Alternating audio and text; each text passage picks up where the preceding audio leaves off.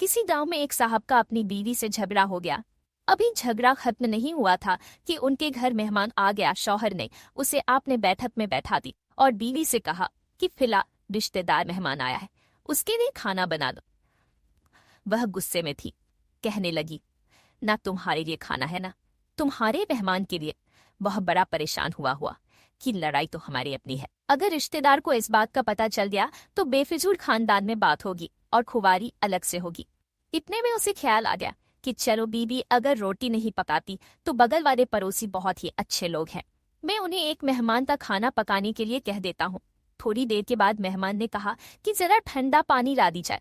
वह पानी लेने गया तो देखा कि बीवी तो जारो कतार हो रही है।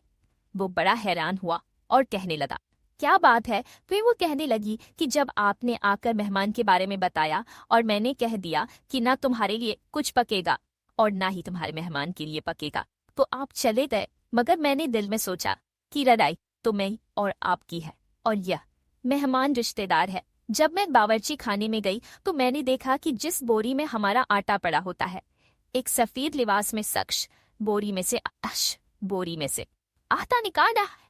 मैं यह मुझे कहने लगे कि ए खातून, तुम परेशान ना हो, यह तुम्हारे मेहमान का हिस्सा था जो तुम्हारे आटा में शामिल था।